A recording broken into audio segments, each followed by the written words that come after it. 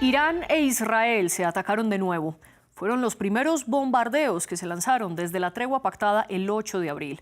El ejército israelí culpó a Hezbollah de haberlos golpeado primero, a lo que respondieron atacando los suburbios del sur de Beirut, donde esta milicia chiita tiene una de sus fortalezas. Irán ya había advertido que un ataque a la capital libanesa sería una violación al cese al fuego. Y aunque no es el primer ataque israelí contra Líbano, esta vez Teherán respondió con misiles balísticos en contra de Israel. Horas después, los israelíes replicaron con ataques distintos a distintos sitios iraníes.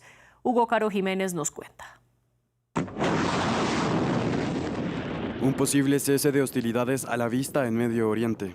Tras el recrudecimiento de los ataques entre Irán e Israel el domingo y este lunes, hay señales de una desescalada. La República Islámica anunció el fin de sus ataques contra Israel, según sus fuerzas armadas, aunque especificó que los reanudaría si el ejército israelí continuaba atacando Líbano. Según Teherán, Washington es el responsable de la escalada militar. Estados Unidos tiene la responsabilidad directa en cualquier acción que el régimen sionista lleve a cabo en relación con la violación de la paz y la seguridad regionales contra Irán. Minutos antes, el presidente estadounidense Donald Trump aseguró que ambas partes debían cesar inmediatamente sus enfrentamientos y añadió que estarían buscando un alto el fuego inmediato. Ambas partes, Israel e Irán, buscan alcanzar un alto el fuego inmediato. Las negociaciones finales sobre la paz siguen en curso, salvo que la ignorancia o la estupidez se interpongan en el camino. El bloqueo se mantendrá en vigor con plena vigencia y efecto hasta que se alcance un acuerdo definitivo. Las cosas deberían avanzar rápidamente. Por su parte, Israel dijo que detendría sus ofensivas contra objetivos iraníes, de acuerdo a una declaración recogida por el medio israelí Canal 12, que citó a un alto funcionario. Sin embargo, matizó en que el fuego continuaría sobre Líbano. Esto cuando la oleada de misiles iraníes fueron lanzados en respuesta a los bombardeos de Israel contra los suburbios de Beirut el domingo. Una de las condiciones de la República Islámica para un alto el fuego es que el ejército de Israel deje de bombardear suelo libanés. Una línea roja ante la que la parte israelí, de momento, parece no ceder. Como lo veíamos en la historia anterior, en medio de los ataques está la presión de Donald Trump, quien intenta lograr un acuerdo con Irán. ¿Está Netanyahu dinamitando los planes del presidente estadounidense? Es lo que discutimos en el debate de hoy. Yo soy María Clara Calle y le doy la bienvenida a nuestros invitados. Nos acompaña Meissam Aglaki, analista político y docente, quien está en QOM, Irán. Y desde Buenos Aires, Argentina, está con nosotros Ignacio Montes de Oca. Él es analista internacional, especialista en conflictos bélicos, periodista independiente y escritor argentino. Gracias a los dos por compartir este espacio y antes de comenzar una invitación a que nos sigan en redes sociales. Estamos como @France24-ES, mi cuenta personal es @MariaClaguirre. Y también otra invitación a que nos escuchen. Estamos disponibles en Apple Podcasts, Spotify, Deezer y TuneIn. Meissam Aglaki, bienvenido al debate, como le decía previamente. Lo primero que le quiero preguntar es cómo considera estos ataques entre Irán e Israel. ¿Se puede acaso reanudar una guerra que estaba en pausa desde esa tregua del 8 de abril? Bueno, muchísimas gracias por la invitación y darme esta oportunidad. Es que lo que está pasando entre Irán y Estados Unidos e Israel es de larga historia, no es por este momento, años de amenazas, sanciones y ataques, matanzas. Así que nadie cree que eso se termine de esta forma y cada vez en cuando posiblemente va a pasar esto porque lo que vemos es que el régimen sionista no respeta a las reglas internacionales, nacionales, lo que sea, y sigue sus planes hasta que en este momento vemos que, por ejemplo, el señor de Estados Unidos, que es muy amigo, que son amigos, ya no tuvo otra, oportunidad que obliga al régimen sionista para que tenga un poquito, porque justamente parece que el señor Trump, que desde el principio, inicio de la guerra, empezó con su fuerza y quiso terminar con Irán, terminar el gobierno, aniquilar la civilización, todo lo que dijo, ¿no? Ahora parece como un hombre de paz y quiere un pacto, quiere un acuerdo, aunque todos dudamos y pensamos que es porque él quiere que ahora esté todo tranquilo porque hay Copa Mundial, hay precios altos en Estados Unidos y otros países del mundo. Necesita esta tranquilidad para mostrar que todo está bien, pero ya sabemos que eso no va a durar. Por eso todo el mundo tiene esa duda, que esto no va a mucho tiempo y después de alguna forma va a atacar. Y casi seguramente ya Israel no va a respetar ningún alto al fuego y de alguna forma en estos días creo que va a empezar menos que Estados Unidos, como esta vez que salieron algunas noticias que Trump habló fuertemente con Netanyahu. Eso puede ser, pero hay muchas dudas. Sí, usted dice en efecto que Trump necesita esta tranquilidad. Ignacio Montes de Oca, bienvenido usted también al debate de France 24. Y quiero preguntarle justamente por ese punto. Como estaba diciendo Meysam, se han conocido reportes en el que el presidente Donald Trump, una semana antes de que se reanudaran los ataques entre Irán e Israel, había llamado loco al primer ministro israelí Benjamin Netanyahu y le había dicho que cesara sus ataques contra Líbano. Sin embargo, pocos días después vemos esta repuntada. ¿Acaso Netanyahu no está escuchando las palabras de Donald Trump? Lo que sucede aquí es que hay un problema muy anterior y es que todo el formato de la negociación es bilateral. Es decir, Estados Unidos quiere llegar a un acuerdo con Irán sin tener en cuenta Israel, después negocia con Israel sin tener en cuenta los intereses de Irán y a la vez también hay que tener en cuenta los intereses de los países sunitas. Entonces, ¿por qué la violencia se va a desplegar? Porque está yendo sobre las consecuencias y no sobre las causas. ¿Sí? No hay una conversación sincera y nítida que sea multilateral y que vaya a las cuestiones de fondo. Y acá hay una estrategia tanto de Israel como de Irán. Por el lado de Irán, que quiere emparentar el conflicto en Hormuz con el del Líbano, los quiere pegar. Israel no quiere, dice, una cosa es mi pelea contra el grupo terrorista Hezbollah y otra cosa es lo que sucede en Hormuz, que no tiene mucho interés para Israel. En cambio, para Trump las dos cuestiones tienen igual interés, porque por un lado tiene que atender los acuerdos con su socio, que es Israel, pero también resolver un problema que ha creado con el ataque conjunto con Israel a Irán, que es el cierre del estrecho de Hormuz y que está afectando no solamente su economía, sino también sus posibilidades electorales en las elecciones de medio término de noviembre. Volvemos al principio de lo que les decía. El problema es que se habla de a dos cuando son demasiados los actores, porque además, y cierro con esto, este cuarto actor, que son las coronas sunitas, y en realidad el universo sunita, que incluye a Turquía, Egipto, Jordania y a otros países del área, también quieren un acuerdo que los involucre, que involucre también sus intereses y que también tiene un peso fundamental, porque recordemos que cuando hablamos de las coronas petroleras, también estamos hablando de una inversión multimillonaria, hablamos de billones de dólares que necesita la economía de Estados Unidos y que está comprometida y que condiciona también a Trump a llegar a un acuerdo. Este grave problema de pensarlo en dos patas cuando es una mesa de negociaciones de cuatro es el origen de todos los desencuentros que estamos viviendo en estos días. Y quiero preguntarle por eso, Meysam, ¿por qué Israel y Líbano están excluidos de las negociaciones entre Irán y Estados Unidos y por aparte las delegaciones libanesas e israelíes mantienen unos diálogos en Washington? ¿Por qué no unificar a los cuatro actores e incluso un quinto actor, Hezbollah?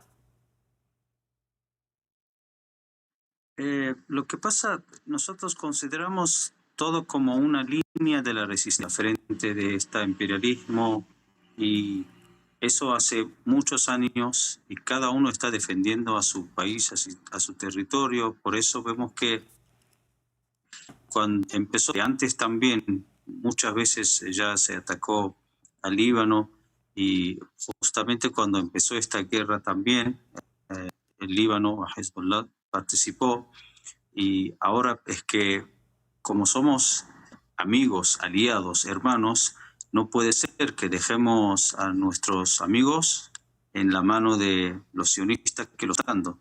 Por eso, de este principio, solo que cuando ya aceptó alto el fuego el señor Trump, con las condiciones que había puesto Irán, uno de los primeros, o el primero, era que se tiene que terminar la guerra en toda la zona. ¿Por qué?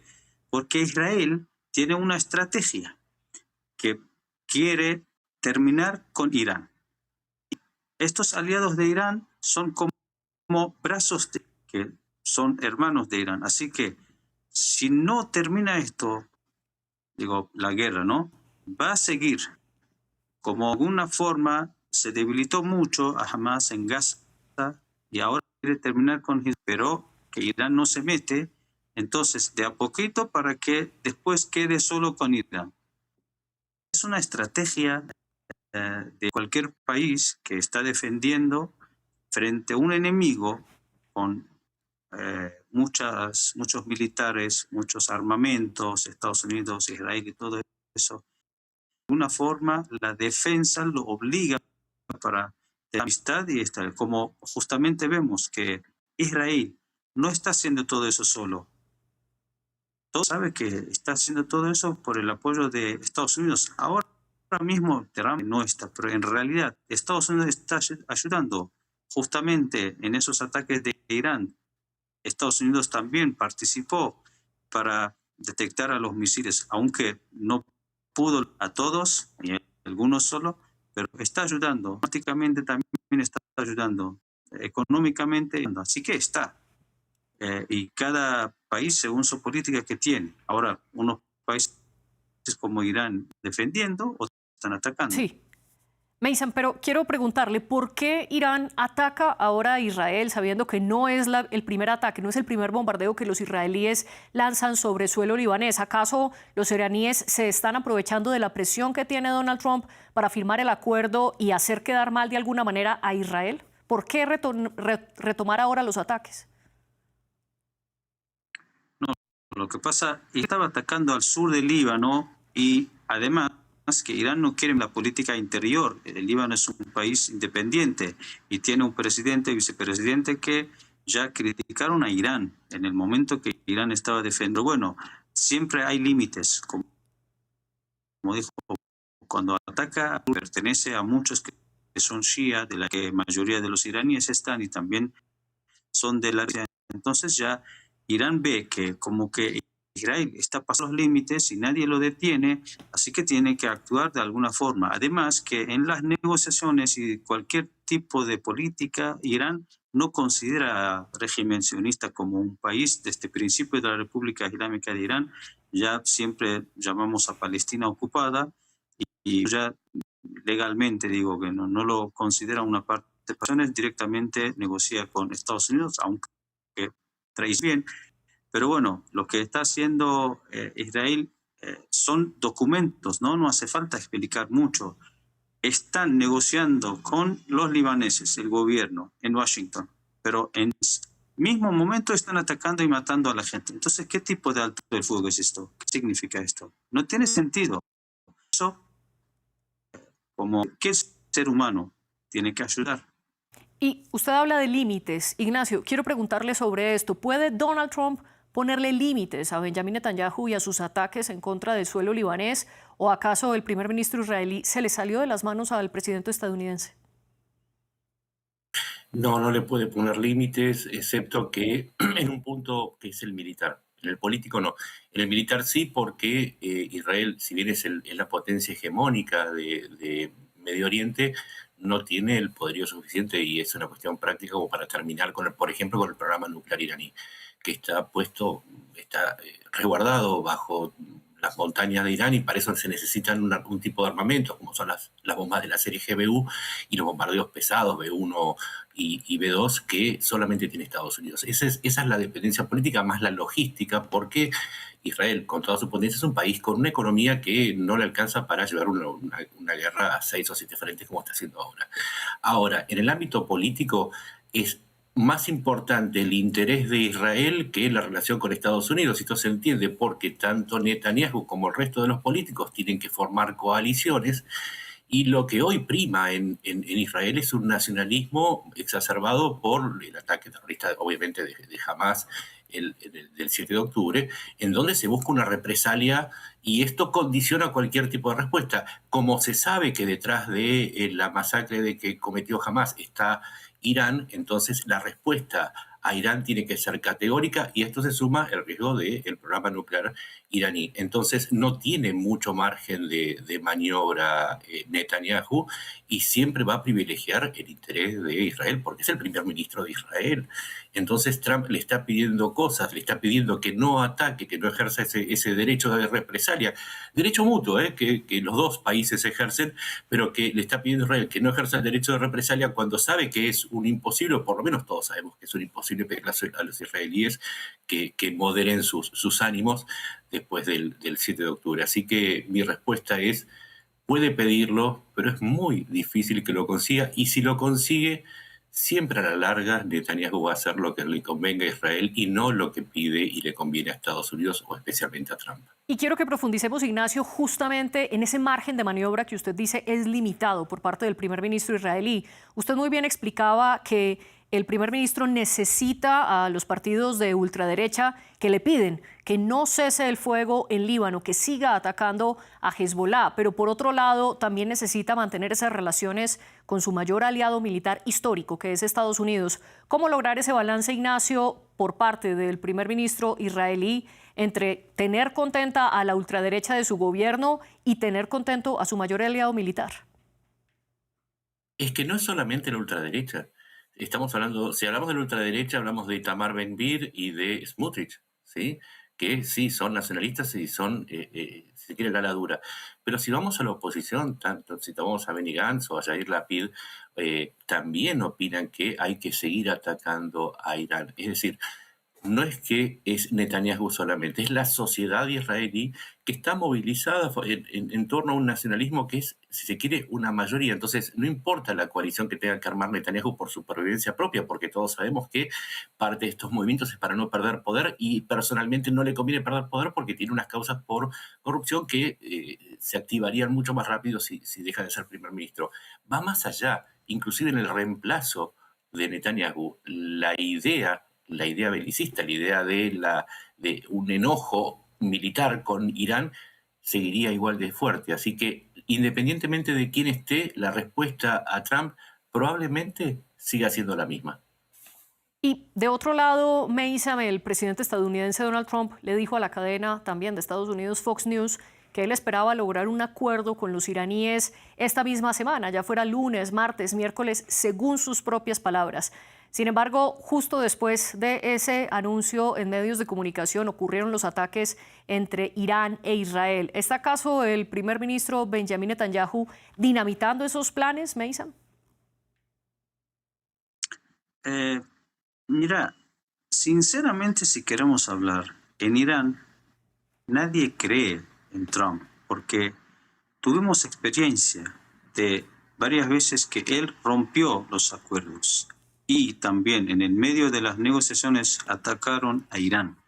Así que habla lo que quiere él, pero mientras él es así, aunque lleguemos a un acuerdo, ya todos tenemos dudas que eso va a durar. De otro lado, ¿qué acuerdo que él está hablando?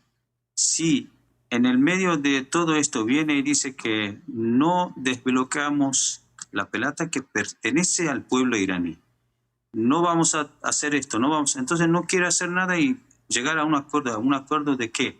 Aunque yo digo, hasta ahora Irán pudo ganar esta guerra, porque dejó a Estados Unidos y Israel que lleguen a sus objetivos principales que lo habían avisado, y ahora lo que está luchando Trump es, por ejemplo, el estrecho de Hormuz, que estaba abierto, no era falta complicarlo tanto, pero es que hay gran duda de lo que está pasando. Así que yo digo por eso que detrás de la escena que están todos juntos, como que, bueno, estamos haciendo un de acuerdo, pero que Netanyahu que no ataque, pero que él ataque igual, es que como que entonces, ¿dónde está ese,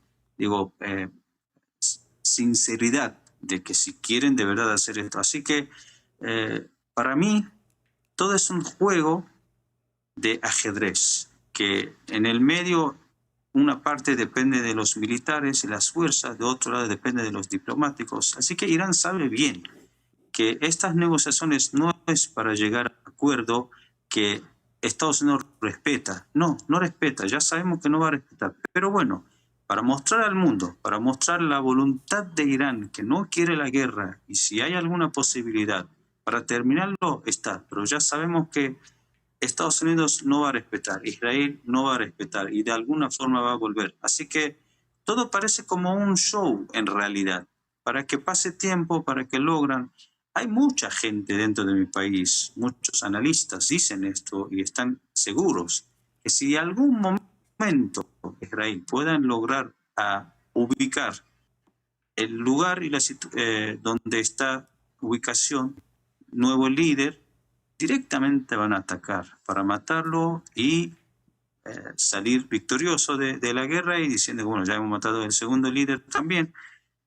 Así que está en una duda y justamente el señor Palibov, que es responsable de las negociaciones, hoy mismo habló y dijo que nosotros no confiamos, seguimos, pero no es que ya eso significa que vamos a aceptar lo que el enemigo quiere.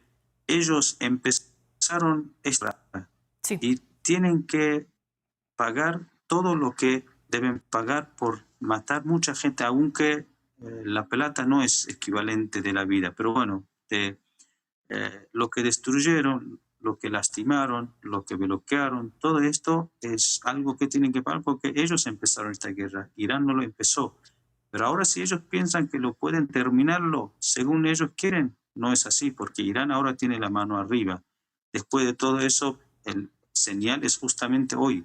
Irán empezó y Irán lo terminó. Y Israel no pudo hacer nada, aunque ya sabemos que en el futuro puede ser cercano que haga otra vez algo. Pero bueno, por el momento, Trump pudo detener a Israel. Más adelante vamos a hablar de qué tanto Israel puede o no respetar. Como usted dice, no lo hará. Sin embargo, quiero que volvamos a su primer punto. Usted había planteado también en otra respuesta ese cambio de la figura de Donald Trump. ¿Qué pasa? De dirigir y ordenar los ataques junto con Israel en contra de Irán ese 28 de febrero y los días posteriores a ello, a una figura de pacificador. Usted dice que en ese sentido el mandatario estadounidense no genera confianza. Ignacio, ¿cuál es su postura al respecto? Es que no tiene opciones, acá es una cuestión de opciones, no de voluntades. Vamos a los efectos prácticos. Desde que comenzó la guerra, a Trump el panorama económico se le complicó. Vamos a dos indicadores. El galón de gasolina promedio nacional pasó de 2,99 a 4,55. El segundo, la inflación está cerca del 3,8%. Entonces, esto afecta sus posibilidades electorales porque, claro, el votante se fija en el bolsillo antes de votar y esto sabe Trump que tiene que estar relacionado con la cuestión de la guerra con Irán. Y en segundo lugar, hay otro hecho que acaba de pasar que condiciona muchísimo a Trump en su respuesta a Irán. Y es que en la Cámara de Representantes se acaba de aprobar con media sanción una ley que limita sus poderes de guerra, ¿sí? La ley de 1973, la ley de poderes de guerra, con la defección de 4 republicanos, ¿sí? Dentro del Senado se espera que otros 4 republicanos también, contrarios a la guerra, le den lo que falta de la media sanción. ¿Esto qué significa? Que podría llegar a limitarse su capacidad de darle una respuesta militar a Irán y esto condiciona su capacidad de negociación. Es cierto, Trump podría vetar esta ley si es aprobada, pero también necesita al Congreso para que le aprueben los presupuestos. Esto antes de las elecciones de noviembre. Entonces, la capacidad que tiene Trump para responderle a Irán, y Irán lo sabe, está cada vez más condicionada por el último dato que voy a dar. Y es que en las encuestas, tanto de YouGov como de Gallup, cerca del 70% de los consultados están en contra de una guerra con Irán. Entonces no es que Trump tenga un deseo o una voluntad y eso lo guíe. Tiene condicionantes internos muy fuertes porque tienen que ver con el poder que tiene en su propio país y el que puede proyectar hacia el exterior. Este es el factor que estaba faltando para explicar por qué Trump hace lo que hace en estos momentos. Y le sumo 2 elementos a los que usted ya mencionó. Comienza el Mundial que se jugará en Canadá, Estados Unidos y México, y también Estados Unidos está pronto a celebrar sus 250 años de independencia. Meysan, bajo esas condiciones, ¿qué tan presionado está el gobierno de Donald Trump para alcanzar un acuerdo de paz con Irán lo más pronto posible? Bueno, justamente ahora la cuestión es, como bien estaba explicando Ignacio, que está limitado y hay cosas que él ya no puede manejar. Además que yo voy a agregar otra cosa que es la potencia que tiene Irán. Por eso también, porque ellos desde que empezaron, como ya saben bien, en el principio, en unos días o unas semanas, querían terminar con todo el gobierno, cambiar y todo esto, y no pasó nada de esto, y al contrario, Irán salió con fuerza para responder bien y hizo mucho daño a ellos. Por eso está limitado el señor Trump. Pero la cuestión es que, según la experiencia que tenemos con él, no va a respetar eso. Ahora, él quiere un acuerdo, pero ¿con qué condiciones? Si él no quiere pagar nada, no quiere dar nada de alguna forma, digo, ¿no? Entonces, ¿qué hay que firmar? Que Irán, ahora que ya en la guerra ganó y lo detuvo, que acepte las condiciones de él, eso sería una humillación. Por eso tardó mucho, van, vienen de Pakistán, de otros países, y están buscando algo, pero en realidad es que cada vez, imagínense que desde el principio, él puso 15 condiciones para empezar la negociación. Irán no aceptó y dijo, nosotros tenemos 14. Y él aceptó y publicó en su red social, publicó esto. Pero después, en las negociaciones sobre la mesa, empezaron a buscar excusas, este no, otro no, eso hay que ponerlo, eso hay que traerlo. Y este es que justamente vemos que no hay una sinceridad, no hay una sinceridad. Aunque haya un acuerdo, pero hay que saber qué hay que firmar y quién lo va a cumplir. Él, por ejemplo, quiere que se abra el estrecho de Hormuz, pero no es gratis.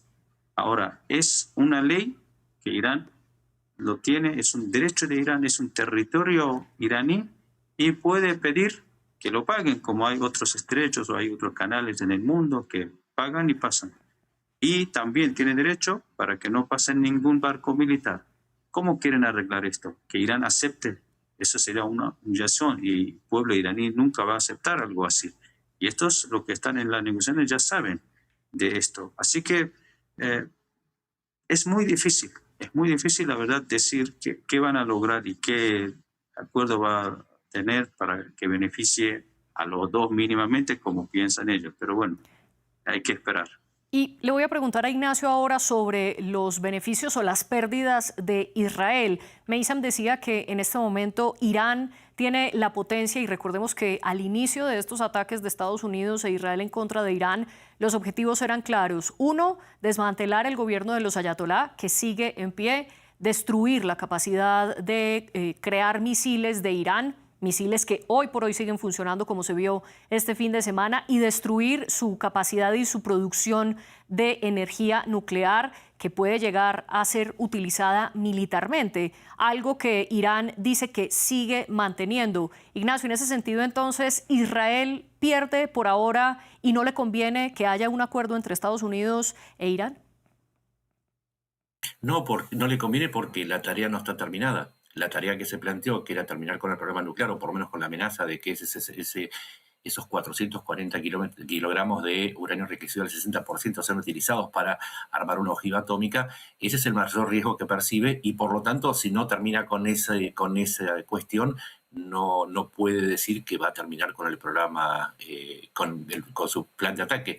¿Por qué es esto? Porque este programa nuclear es subsidiario del programa misilístico. Los misiles de Irán, la realidad es que no son una amenaza grave por lo menos para Israel con su sistema de defensa, pero sí lo sería si en un ataque de saturación alguna de esos misiles llevara un arma nuclear. Ese es el riesgo real que enfrenta Israel, que además ya tiene sus propias armas nucleares, hay que recordarlo. Pero entonces no está terminada la tarea, por lo tanto no está terminada la crisis y no está solucionado el conflicto de base subyace y volvemos al principio de lo que hablábamos. Se trabaja sobre las consecuencias de esta crisis, pero no las causas profundas, que son el profundísimo desencuentro desde el año 79 entre Israel e Irán, que se perciben a sí mismos como enemigos a los que hay que acabar por un riesgo existencial. Entonces, de nuevo, si trabajamos sobre las consecuencias, no resolvemos las causas, y ahí está la razón más profunda de esta crisis en Medio Oriente. Y justamente como usted dice, Ignacio, se perciben como enemigos y también como el mayor riesgo en Medio Oriente. Es una percepción que comparten el uno del otro Israel e Irán. En ese sentido, Meysam, quiero preguntarle sobre el argumento que esgrime el gobierno israelí. Ellos atacan a Hezbollah, la milicia chiita presente en suelo libanés, diciendo que ellos están atacando el norte israelí, especialmente con drones, algo que en efecto está sucediendo y que Israel lo que está haciendo es defenderse. ¿Qué responde usted ante esto? Es muy triste hablar de algo que ya muchos del mundo ya saben. Antes puede ser que no, pero hoy en día ya todo el mundo sabe cómo es este régimen sionista y cómo siempre durante de su historia falsa se hizo como víctima, pero en realidad ya es que no es víctima. Son los verdaderos malos y la historia, los documentos, videos, todo hablan. ¿Quiénes atacaron primero al Líbano hace años atrás? Y ocuparon el territorio libanés, ocuparon Palestina, nunca detienen hasta que llegan y logran a su objetivo, que es un gran país que están pensando esto desde Nilo hasta Forat en Irak, y eso es su sueño y que quieren lograrlo. Y por eso, cuando alguien viene y defiende y quiere defender a su territorio, a su propio hogar, ellos ponen en el papel de víctima y que nos están atacando. No, señor. Desde el principio, ¿quién atacó?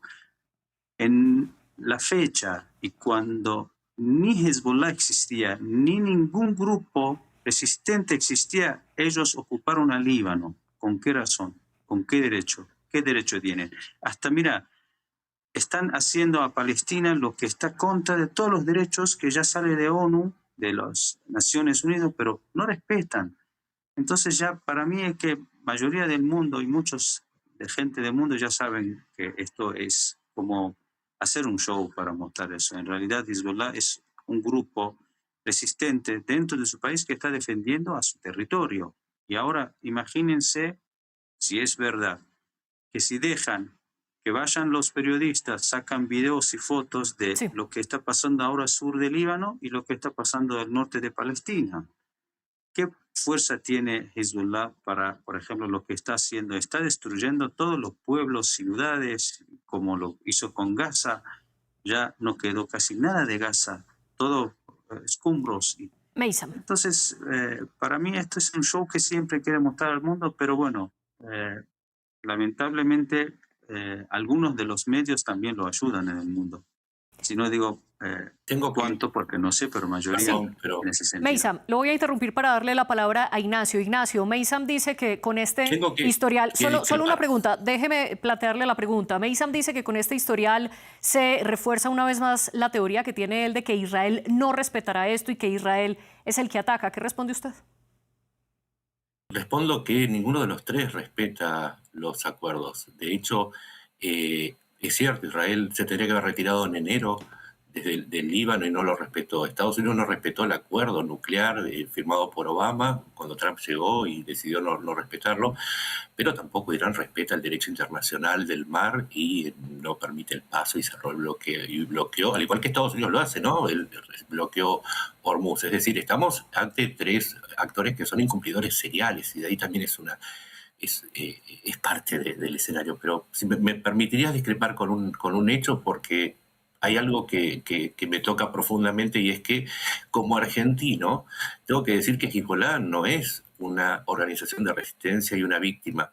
En Argentina hubo dos atentados, en el 92 y en el 94, contra la embajada israelí en Buenos Aires y contra la sede de la mutual judía AMIA, en la que murieron 100 personas, otras 650 fueron heridas, ¿sí? Y aquí participó Hezbollah. Y nosotros los argentinos, si se quiere, somos ejemplo de la integración de las comunidades musulmanas y judías y todas las comunidades. Entonces Hezbollah también es un actor terrorista que tiene que ser considerado como tal y es un proxy de Irán porque este atentado fue cometido junto con las autoridades del gobierno de Irán. Así que me parece que hay que caracterizar a Hezbollah como lo que es un grupo terrorista, no solamente un grupo resistente. Y tiene un minuto, Meysam, para responderle a Ignacio. Bueno, nunca se aprobó nada. Es una mentira contra Irán y Hezbollah. Y si quiere el señor, si es investigador, por favor, lea el libro del señor Lavá, que era abogado, que tenía acceso a todo de caso de AMIA y todo esto. Es un argentino, es un abogado, ni es musulmán, nada. Pero ahí cuenta toda la historia y la verdad. Y yo le digo, ¿qué beneficio podría Hezbollah y Irán hacer un atentado en Argentina, que éramos muy amigos, y ahora con el pueblo también? Y ahora el beneficio, ¿quién está llevando? Israel. Por favor, lea la historia. Fíjense a Patagonia lo que está pasando. Todo es una mentira. Además, que usted dijo que los 3 países no respetaron, pero igual que Irán tiene derecho sobre sus aguas y territorios, y durante todo esto estaba libre. Ahora por la guerra, porque los obligaron. Además Sí. que lo que no respeta Estados Unidos y lo que no respeta Israel no se compara. Están matando a la gente, señor. Con cerrar un estrecho es muy diferente. Pero bueno, eso lleva más tiempo para explicarlo. Con un minuto. En efecto, lastimosamente se nos ha acabado el tiempo, pero les agradezco a ustedes, Meissam Ahlaki, y también a Ignacio Montes de Oca por hacer parte del debate de France 24. Y también un agradecimiento a la jefe de edición, Laura Garzón, y a la productora de invitados, Melissa San Miguel, y como siempre al equipo que está detrás de cámaras haciendo este programa posible. Ustedes vean más en france24.com. Nos vemos.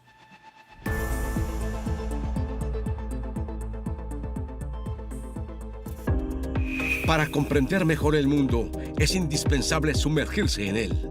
De Buenos Aires a Beirut, pasando por Kinshasa, Kiev o Washington, los corresponsales de France 24 están en todas partes. 200 corresponsales que viven cerca de usted. Su misión, informarle en todo el mundo y a cualquier hora del día. Información objetiva, seria, fiable e independiente. Hechos verificados. Noticias falsas desenmascaradas. France 24. Estamos aquí, estamos allí y allá para informarle.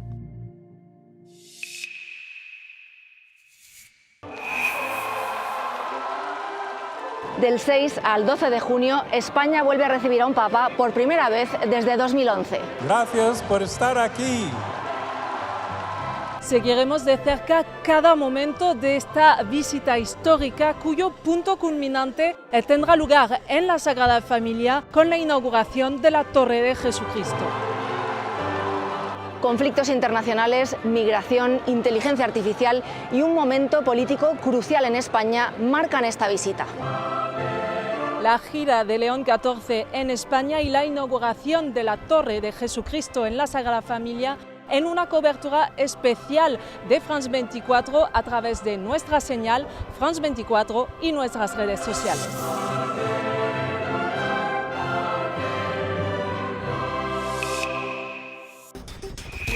Cada 30 minutos, France 24 les ofrece una actualización de los acontecimientos más importantes de América Latina y el mundo. Últimas noticias, contexto y análisis. Todo lo que necesitas saber para estar bien informado. Noticias en France 24 y france24.com.